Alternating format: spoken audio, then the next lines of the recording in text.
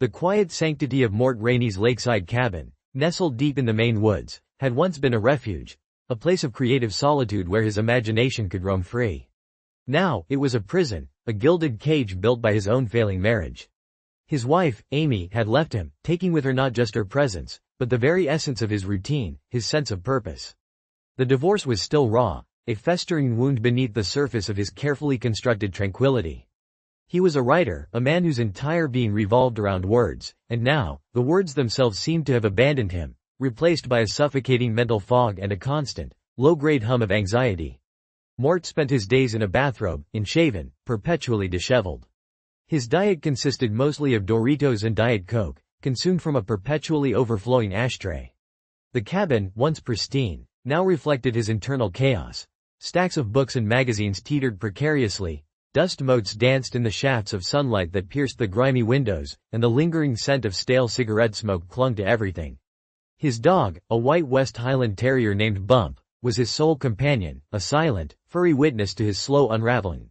The solitude, once cherished, had become a tormentor.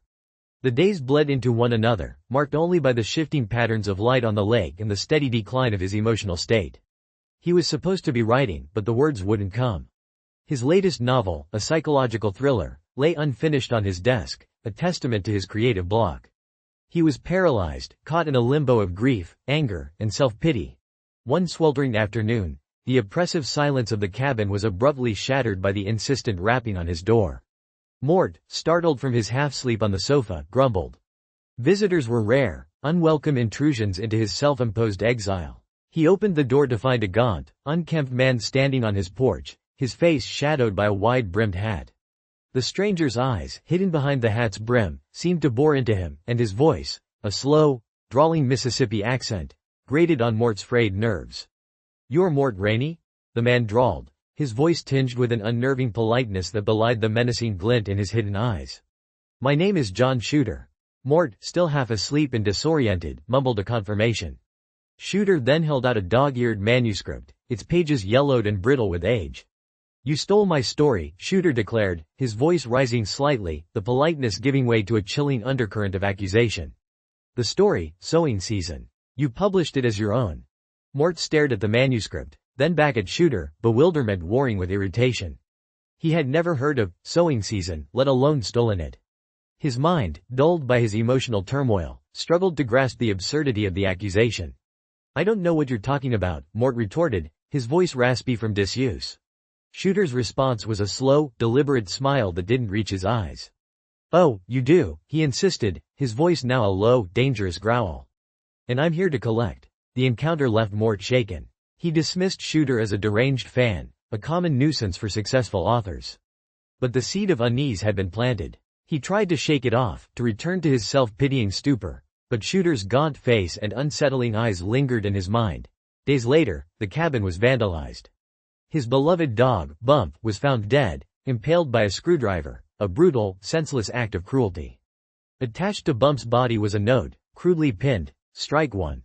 The message was clear, chillingly so. Shooter was not just a madman, he was a dangerous, vengeful one. Mort, reeling from the loss of his dog and the escalating terror, finally contacted the local sheriff, a well-meaning but somewhat overwhelmed man named McCutcheon.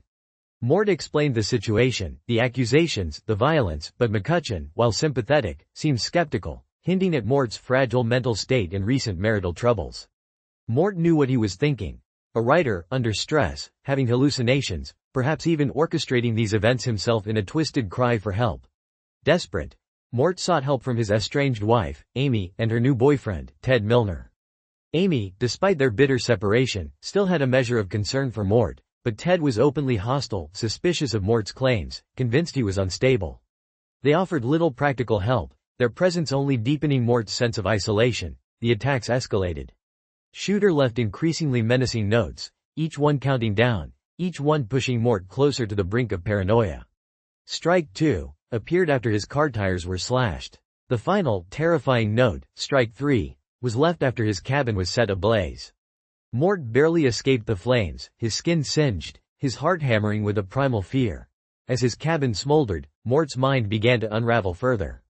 The lines between reality and delusion blurred. He started to believe that Shooter was a figment of his own imagination, a manifestation of his guilt, his creative block, his self-loathing. The stolen story accusation became a metaphor for his stolen peace, his stolen life. In a desperate attempt to prove his innocence, or perhaps just to regain a semblance of sanity, Mort finally located an old copy of his short story collection, the one that contained the story Shooter claimed he had plagiarized. He found it in a box of old papers buried beneath years of forgotten memories. His story was titled, Secret Window, Secret Garden. He began to read Shooter's manuscript, and as he did, a chilling realization slowly dawned on him. The stories, while not identical, shared striking similarities. The premise, the central conflict, even some of the dialogue. The parallels were undeniable. Mort, in a moment of clarity, or perhaps profound delusion, remembered an incident from years ago. He had written, Secret Window, Secret Garden, during a period of intense personal stress, right after his divorce. He had been in a fugue state, his mind fractured by grief and anger. Could he have unconsciously plagiarized someone else's work? Or, more terrifyingly, could John Shooter be a literal manifestation of his own subconscious, a projection of his guilt and self-punishment? The idea, once dismissed as madness, now seemed horrifyingly plausible. The Mississippi accent, a detail Mort had always found odd, began to click into place. Shooter claimed he was from Mississippi. Mort, too, had been reading a lot of Southern Gothic literature around the time he wrote Secret Window, Secret Garden. The physical description of Shooter, gaunt, shadowy, almost spectral, also matched his own increasingly emaciated reflection. He tried to contact his former literary agent, hoping to find any record of a submission from a John Shooter, but his agent, exasperated by Mort's increasingly erratic behavior, dismissed him. The outside world, it seemed, was determined to see him as unstable. Driven to the brink, Mort decided to confront Shooter, or rather, the idea of Shooter. He would prove, to himself if no one else, that he was innocent. He became obsessed with the discrepancies between his story and Shooter's, meticulously comparing the manuscripts, searching for proof of his originality.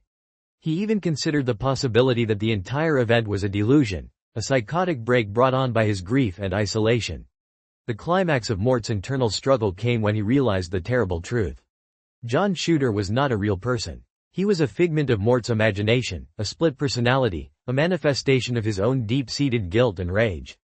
The name, John Shooter, was a play on his own name, Mort Rainey, and the southern-sounding Shooter, which mirrored the rain, or rainy, season in the South. The stolen story was a metaphor for his profound sense of being robbed of his wife, his peace of mind, his very identity. The Langoliers reference that Craig Toomey made in the earlier story was a subtle nod to the overarching theme of time and its consumption. Here, Mort was consumed by his own past, his own guilt, his own mental breakdown. The attacks, the dead dog, the burning cabin, these were all acts of self-destruction, carried out by the Shooter personality. The final confrontation was not with an external assailant, but with himself. Mort, in a desperate struggle for control over his own mind, realized that Shooter was attempting to literally erase Amy and Ted from his life. Shooter wanted to kill them, to truly collect what was owed. The sowing season was not a story of stolen ideas, but of planting the seeds of madness, seeds that had now grown into a destructive harvest. In his fractured state, Mort remembered Shooter's ultimatum. You owe me an ending. The ending Shooter demanded was not for a story, but for Mort's own life, or rather, the life of his sanity. Shooter wanted Mort to finish the story by eliminating the people who represented Mort's pain and betrayal. The ultimate act of the Shooter personality was to murder Amy and Ted. Mort, still struggling for control, tried to fight against this monstrous impulse. He was trapped in a nightmare of his own making, watching as his own hand, controlled by Shooter, moved to commit unspeakable acts. The line between being Mort Rainey and being John Shooter blurred until it was almost indistinguishable. The climax was a gruesome spectacle. Mort, or rather, the Shooter persona, attacked Amy and Ted. The details were hazy, a nightmare of violence and self-destruction. In the struggle, Ted was killed. Amy, terrified and injured, managed to escape. Mort, consumed by the Shooter personality, pursued her, his mind a whirlwind of murderous intent. The police arrived, led by Sheriff McCutcheon, who finally understood the depth of Mort's psychosis. They found Mort, covered in blood, standing over Ted's body, a shovel in his hand. The scene was horrifying, a testament to the complete breakdown of Mort Rainey. The ending was not one of triumph, but of tragic realization. Mort was apprehended, but his mind remained shattered. He was taken to a mental institution, a place where he could no longer harm himself or others. He was diagnosed with a severe dissociative identity disorder, the John Shooter personality, a deeply embedded manifestation of his repressed anger and trauma. The story ends with Mort in the asylum, still writing, still obsessed with the idea of sowing season and secret window, secret garden. He's a broken man, but there's a chilling undertone. The act of writing, the very thing that was supposed to be his salvation, had become his downfall. The words he wrote, the stories he told, had consumed him, twisted him into something monstrous. The secret window was the window into his own disturbed mind, and the secret garden was the twisted, overgrown landscape of his psychosis, a place where the seeds of his pain had blossomed into a deadly harvest. He had lost his wife, his dog, his sanity, and ultimately, his freedom. The ending is a bleak reflection on the destructive power of unaddressed grief, anger, and betrayal. Mort Rainey, the acclaimed author, became a victim of his own mind, a prisoner of his own creation. The horror wasn't an external monster, but the monster lurking within, a chilling reminder that sometimes the greatest threats come from within ourselves, our own unresolved demons. The Langoliers had eaten the past. Here, Mort Rainey's own mind had eaten his present and his future, leaving only a hollow shell behind. The story, Secret Window, Secret Garden, becomes a metaphor for Mort's journey into the darkest corners of his own psyche, a journey from which he would never truly return whole. The silence in the cabin, at the beginning, was a harbinger of the profound silence that would ultimately consume his mind, a silence where only the echoes of Shooter remained.